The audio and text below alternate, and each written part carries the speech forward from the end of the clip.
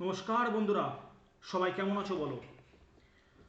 আজকে আমরা শুরু করতে চলেছি আয়ুর স্বাস্থ্যমিত্র যে প্রজেক্ট ওয়েস্ট বেঙ্গলে শুরু হচ্ছে তার পরীক্ষার জন্য প্রস্তুতি। এবং আজকের ক্লাসটা হচ্ছে তৃতীয় ক্লাস, থার্ড ক্লাস ওয়েস্ট বেঙ্গলের।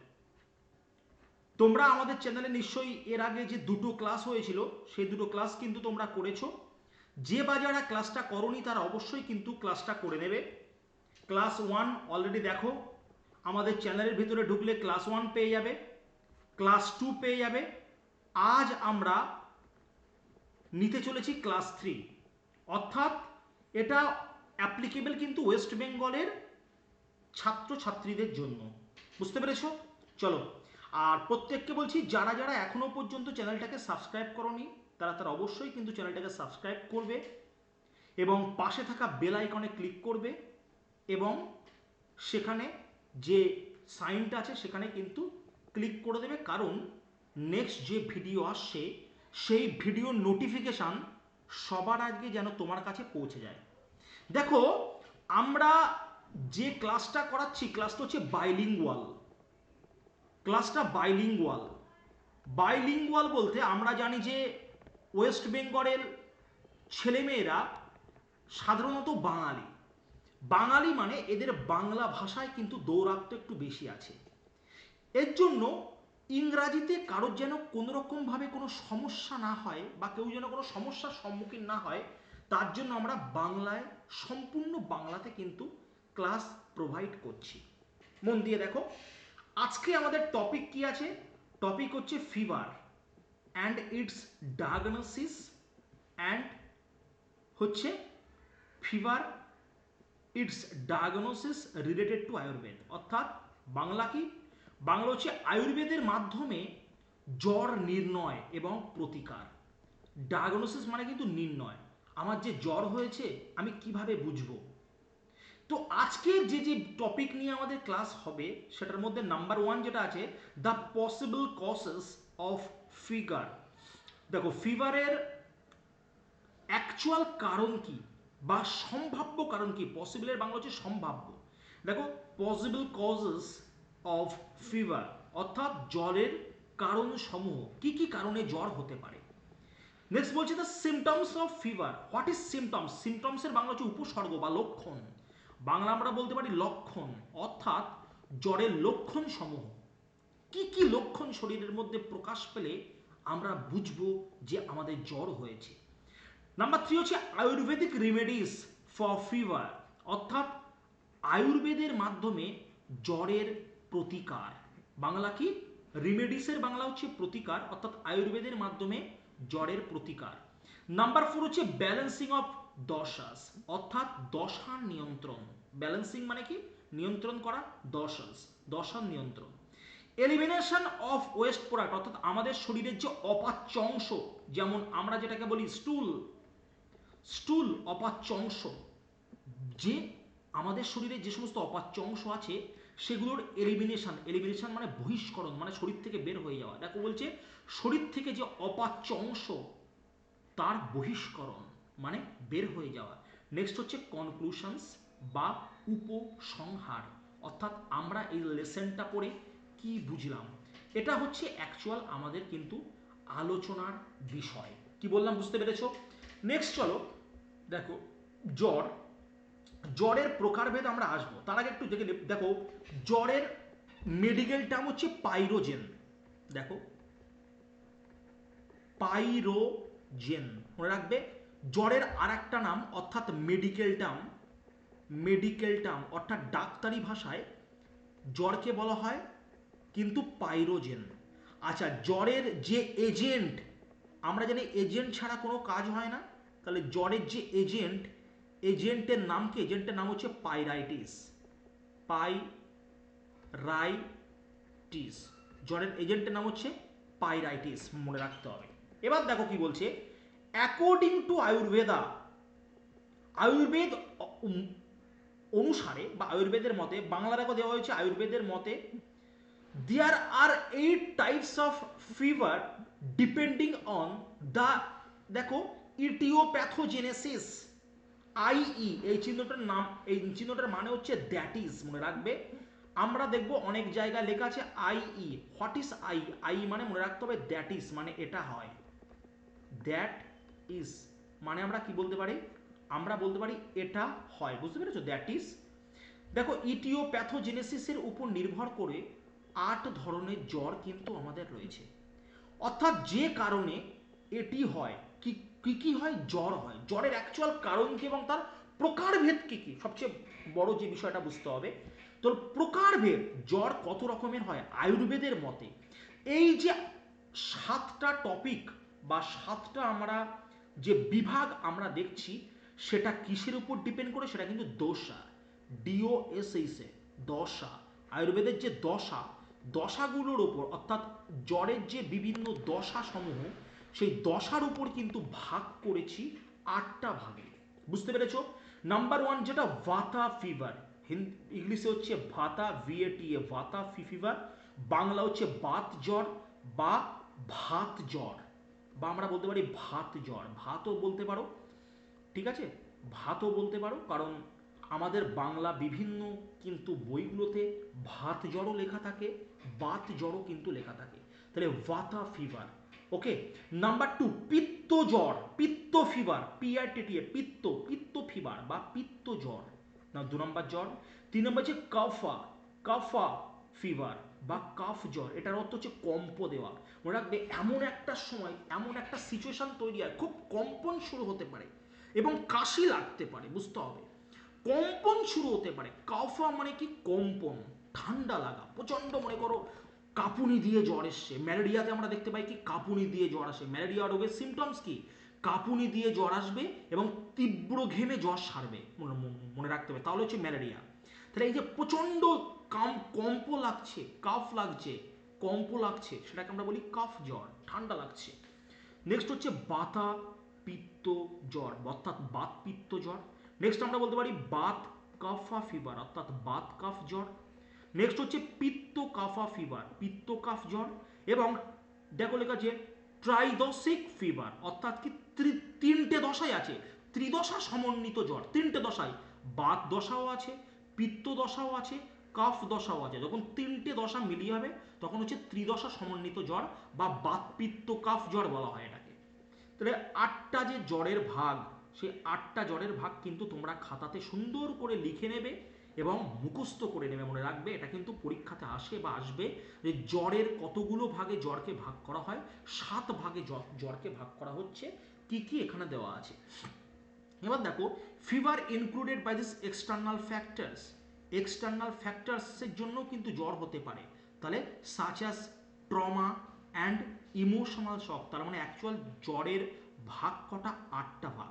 তাহলে তাহলে হচ্ছে প্রথম কথা 7টা ভাগ কিসের উপরে? কারণ এখানে দেখো লেখা আছে, এখানে কিন্তু 8 টাইপস লেখা আছে। মন দিয়ে দেখো, তোমরা যখন হচ্ছে খাতাতে লিপিবদ্ধ করবে, মাথা ঠান্ডা করে করবে, জ্বরের কিন্তু 8টা ভাগ আছে। 7টা ভাগ কি? 7টা ভাগ যে বাত পিত্ত কম্প নিয়ে হচ্ছে 7টা ভাগ। আর একটা হচ্ছে ইমোশনাল শক বা ট্রমা। মনে করো রাত্রেবেলা তুমি কোনো একটা জায়গা দিয়ে হাঁটছো, হেঁটে বাড়ি আসছো, হঠাৎ করে তুমি খুব ভয় পেয়েছো, মনে করো সাপোজ। বাড়ি আসার পরে দেখলে কি তোমার কাঁপুনি দিয়ে জ্বর এসছে, বা মনে করো খুব জ্বর এসছে, মানে করে কোনো তোমার বাড়িতে একটা বাচ্চা দুষ্টুমি করছিল, তুমি তাকে একটা জোর করে তাকে একটা তাড়া মেরেছো। হ্যাঁ, এরকম করছিস কেন বলে এরকম জোরে একটা তাড়া দিলে, তাড়া দেওয়ার পর ও ছেলেটা, বাচ্চাটা কেঁপে উঠলো, কেঁপে ওঠার পরে রাত্রেবেলা কিন্তু জ্বর এসে গেছে। তাহলে এই যে সমস্ত জ্বর যেগুলো ইমোশনাল শক, অর্থাৎ মানসিক আঘাত বা মানসিক ঘাতের কারণে হতে পারে, বা কোনো ট্রমা বা আঘাতের কারণে হতে পারে। আঘাত মানে শুধুমাত্র যে ফিজিক্যাল আঘাত, কাউকে ধাক্কা মারা, ফেলে দেওয়া, তা না। তুমি কাউকে একটা জোর করে চিৎকার করে চোখ মোটামোটা করলে কোনো বাচ্চাকে, রাত্রেবেলা তার জ্বর এসে গেল, এগুলো কিন্তু ট্রমা, মনে রাখতে হবে। ট্রমার জন্য এই জ্বরটাও আসতে পারে। তাহলে টোটাল জ্বরের কিন্তু 8টা ভাগ আছে। তাহলে তোমাদের আমি ক্লিয়ারলি বুঝাতে পারলাম। এবার আমরা দেখবো যেটা, সেটা হচ্ছে জ্বরের অ্যাকচুয়াল লক্ষণ কী কী, দ্য সিমটমস অফ ফিভার, মনে রাখতে হবে। জ্বরের লক্ষণগুলো কী কী, অর্থাৎ সিমটমসগুলো কী কী দেখতে হবে। দেখো fever is mainly caused by the an imbalance in agni, অগ্নি মানে কি প্রদাহ, এখানে অগ্নি কথা হচ্ছে ডাইজেস্টিভ ফায়ার। এই অগ্নি মানে কিন্তু আগুন না। আমাদের পেটে দেখবে অনেক সময় দেখবে জ্বালা হয়, প্রদাহ হয়, পেটের ভেতরে জ্বালা জ্বালা করে, দেখছি দেখো, তাহলে পেটের ভেতরে কি আগুন লেগেছে? নিশ্চয়ই আগুন লাগেনি। এই আগুন মানে এমনি নর্মাল আগুন নয়। আগুন মানে কি, পেটের দীর্ঘক্ষণ জল খাওনি তুমি, তার উপরে মনে করো মাংস টাংস খেয়েছো বা কোনো রিচ খাবার খেয়েছো, তোমার পেটের ভিতরে প্রদাহ হচ্ছে, জ্বালা জ্বালা ভাব হচ্ছে, দিস ইজ অগ্নি, মনে রাখতে হবে। বাট যেটাকে আমরা বলি digestive fire within the stomach, আমাদের পাকস্থলী, স্টমাকের বাংলা হচ্ছে পাকস্থলী। পাকস্থলীর ছবিটা আমি দেখাই, মনে করো এই হচ্ছে আমাদের তো গ্রাসনালী, এই হচ্ছে আমাদের মুখ গহ্বর থেকে একটা নালা নেমে গেছে এরকম, যেটা নাম হচ্ছে অলিমেন্টারি ক্যানাল, এই হচ্ছে আমাদের পাকস্থলী, মনে রাখবে। এই যে যে আকৃতির, ইংলিশের কি, ইংলিশের যে আকৃতির, এটা নাম হচ্ছে স্টমাক, এটা নাম হচ্ছে পেটের ভিতরে স্টমাক, স্টমাক বাংলা হচ্ছে পাকস্থলী, মনে রাখতে হবে পাকস্থলী। আমরা যে কোনো খাবার খাচ্ছি, সেই খাবার প্রথমে যাচ্ছে কোথায়, প্রথমে যাচ্ছে কিন্তু পাকস্থলীতে। পাকস্থলীতে গিয়ে খাবারটা কি হচ্ছে, তরল হচ্ছে ফার্স্টে, খাবার কি হবে, তরল হবে এবং কি সরল হবে, মনে রাখতে হবে তরল এবং সরল হবে। এবং পাকস্থলীতে কিসের পরিপাক হবে, মনে রাখবে প্রোটিন, প্রোটিন জাতীয় যে খাদ্য আছে সেই খাদ্যের কিন্তু পরিপাক হবে, লিখে নেবে। পাকস্থলীতে কোন খাদ্যের পরিপাক হয়, প্রধানত প্রোটিন জাতীয় খাদ্য। আর এটা হচ্ছে আমাদের মুখ, আমাদের মুখের মধ্যে কোন জাতীয় খাবারের পরিপাক হয়, কার্বোহাইড্রেট বা শ্বেতসার, লিখে রাখবে শ্বেত সার বা কার্বোহাইড্রেটের কিন্তু পরিপাক হয় কোথায়, আমাদের মুখের মধ্যে, মুখ মানে চেবাতে চেবাতে, মনে রাখবে মুখের ভিতরে। একে আমাদের মেডিকেল টার্মে বলা হয় মুখের ভিতরে, একে আমাদের মেডিকেল টার্মে বলা, মেডিকেল টার্মিনোলজিতে বলা হয় কি, ভিতর, ভিতর, আসলে বাংলা লেখাটা অভ্যাস নেই তো এই জন্য মুখের ভিতরে হয়, বুঝতে পেরেছো, এটার নাম হচ্ছে বাক্কাল ক্যাভিটি বা ওরাল ক্যাভিটি, লাগবে না আমাদের। নেক্সট দেখো কি বলছে, consequently the dosha such the imbalances lead to an, দেখো বলছে alteration of skin, দেখো আচ্ছা palpitations which becomes poor or even দেখো অ্যাবসেন্ট। আমি লাইনগুলো বলছি দেখো, জ্বর মূলত পাকস্থলীর অভ্যন্তরে প্রদাহ, অগ্নি মানে জ্বালা, প্রদাহ বা পাচনতন্ত্রে প্রদাহর কথা বলছে, এবং দশার ভারসাম্যহীনতার কারণে হয়, বুঝতে পেরেছো। এবার বলছে এই ধরনের ভারসাম্য, এই ধরনের ভারসাম্যহীনতা ইমব্যালেন্সের ফলে ত্বকের ঘামেরও কিন্তু পরিবর্তন আসে, অর্থাৎ ঘাম কমে যায়। কারণ জ্বর হওয়া মানে কি, তোমার ঘাম হবে না, তোমার তো ঠান্ডা লাগবে, তোমার ঘাম হবে না, এমনকি অনুপস্থিত হয়ে যায়, কারণ তোমার ঘাম কিন্তু দেখতে পাওয়া যাবে না। এবার কি বলছে, দ্য পিত্ত ইজ রেসপন্সিবল ফর ডাইজেশন, আমরা জানি আমাদের পিত্ত, পিত্ত হচ্ছে ক্ষরণ হয় লিভার থেকে, জমে কিন্তু পিত্তাশয়ের মধ্যে। লিভারটা কোথায়, এই হচ্ছে লিভার, আমি তোমাদের যদি ছবিটা যদি যদি যদি দেখাই, তুমি ডাইরেক্ট যদি ছবি দেখাই তুমি বুঝতে পারবে, ঠিক আছে। লিভার দেখো, লিভার হচ্ছে এই, এইরকম একটা অঙ্গ আছে, ঠিক আছে। আমি এই জায়গাটা একটু মুছে দিই, মুছে দিলে ভালো বোঝাতে পারবো, কারণ পাকস্থলীর সাথে কোথায় যে পিত্তটা মানে লিভারটা থাকে দেখলে বুঝতে পারবে তোমরা। লিভারটা থাকে এই জায়গাটায়, পাকস্থলী আমাদের থাকে হচ্ছে বাম পাশে, আর লিভার থাকে ঠিক এইখানটাতে, এইরকম দেখতে লিভার থাকে, এটা নাম হচ্ছে লিভার, বাংলা যকৃৎ, আর এই হচ্ছে গল ব্লাডার, এরকম দেখতে, এটা নাম হচ্ছে লিভার, বাংলা হচ্ছে যকৃৎ, আর এটা হচ্ছে পিত্তাশয়, মনে রাখবে পিত্তাশয়। মাছের পেটের মধ্যে দেখেছো সবুজ রঙের একটা থলি থাকে, ওটার নাম কিন্তু পিত্তাশয়, ঠিক আছে। এইবার কি বলছে, এই পিত্তাশয়ের জন্য কিন্তু খুব দায়ী, দেখো পিত্তর জন্য দায়ী, তবে তাই সাধারণত জ্বর হলো পিত্ত জ্বর, যে যে সমস্ত জ্বর পিত্তরসের জন্য হয় সেই সমস্ত জ্বর হচ্ছে পিত্ত জ্বর। এতে শরীরের তাপমাত্রাও কিন্তু বৃদ্ধি পায়, তবে লক্ষণগুলির উপর নির্ভর করে জ্বরটি বাত জ্বর হতে পারে বা কম্প জ্বরও কিন্তু হতে পারে। শুধু বাত জ্বর, পিত্ত জ্বর, কম্প জ্বর, যে কোনো জ্বর কিন্তু হতে পারে, সেটা লক্ষণগুলোর মাধ্যমে আমরা দেখব। এবার দেখো কি কি কারণ আমাদের জড়িয়ে আছে। প্রথম কথা বাত জ্বর, বাত জ্বরে কোন কোন কারণ জড়িয়ে আছে, দেখো বাত জ্বর হচ্ছে পুরো শরীর ব্যথা, বাত জ্বরের মেন জিনিস হচ্ছে সমগ্র শরীর থাকবে ব্যথা। বাত, বাত মানে কি, নিশ্চয় বুঝি আর্থ্রাইটিস, ব্যথা, ব্যথা থেকে বাত এসছে। বাত জ্বরের জন্য দায়ীকে কিন্তু সমগ্র শরীরে, যদি জ্বরের সঙ্গে সমগ্র শরীর ব্যথা হয় তাহলে জানবে বাত জ্বর। পিত্ত জ্বর কি, পিত্ত জ্বর হচ্ছে উচ্চ fever, high fever, flush skin, ত্বকের রং লাল হয়ে যায়। আচ্ছা দেখো লেখা আছে ফার্মিং, দেখো সেন্সেশন, জ্বালা, হাতে পায়ের তলা যখন জ্বালা করে তখন জানতে হবে পিত্ত জ্বর। বাত জ্বর পুরো শরীরে ব্যথা, পিত্ত জ্বর হাতের তলা পায়ের তলা যখন জ্বালা করে, ত্বক যখন লাল, জ্বালা করলো মানে কি হাতের তলা পায়ের তলা কিন্তু লাল হয়ে গেল, তখন সেটা বুঝতে হবে কি পিত্ত জ্বর হয়েছে। এবং প্রচণ্ড পরিমাণে হাঙ্গার অর্থাৎ ক্ষুধা পায়, খিদে পায়। নেক্সট আমরা যে জ্বরে আসবো সেটা হচ্ছে কাফ জ্বর। কাফ জ্বর দেখো লো অ্যান্ড স্টেডি ফিভার, জ্বর হবে কম, মানে কম তাপমাত্রা কিন্তু একটু কম বেশি হয়ে থাকবে, মানে ওদের থেকে ফ্রিকোয়েন্সি কম, দেখো প্রাবল্য কম, এটাকেই বোঝানো হয়েছে। মানে বাত জ্বর বা পিত্তজ্বর থেকে কিন্তু টেম্পারেচার, ওদের যেমন পিত্তজ্বরের টেম্পারেচার যেমন 103 104 উঠে যাবে, এদের কিন্তু থাকবে 98 99 100 হয়ে পুরোপুরিভাবে দাঁড়িয়ে থাকবে। এটা হচ্ছে কাফ জ্বর। এখানে ডাইজেস্টিভ প্রবলেম দেখতে পাই বা হজমের সমস্যার জন্য হতে পারে। মিউকাস বিল্ড আপ, মিউকাস মানে যে শ্লেষ্মা, মনে করো আমরা ওই সকালবেলা যখন কাশি দেখবে মুখ থেকে দেখবেন সর্দি মিশ্রিত যেটা বেরোয়, এটাকে বলা হয় শ্লেষ্মা বা মিউকাস। ঠিক আছে, এই মিউকাস জমা হতে পারে আমাদের বুকের মধ্যে। কাশি হতে পারে, খুব ইম্পর্টেন্ট যেটা কাশি, কফ হতে পারে, কাশি হতে পারে প্রচণ্ড, কনস্টিপেশন হতে পারে, অর্থাৎ কি আমাদের যখন পেট যখন এঁটে যায়, অর্থাৎ যখন মনে রাখবে নিয়মিত যখন দেখবে পায়খানা কিন্তু হয় না, নিয়মিত যখন পায়খানা হয় না, অর্থাৎ নিয়মিত যখন স্টুল কিন্তু আমাদের শরীর থেকে ক্লিয়ার না হবে, না বেরোবে, তখন কিন্তু কোষ্ঠকাঠিন্যের সঞ্চার হবে। অর্থাৎ কোষ্ঠকাঠিন্য মানে কিন্তু তোমার পেট কিন্তু পুরোপুরি কিন্তু এঁটে যাবে একদম। কখনো তুমি টয়লেটে গিয়ে বসে আছো ঘন্টার পর ঘন্টা, দেখছো তোমার কোনো রকমভাবে কোনো স্টুল পাস হচ্ছে না, তখন বুঝতে হবে তোমার কোষ্ঠকাঠিন্য হয়েছে।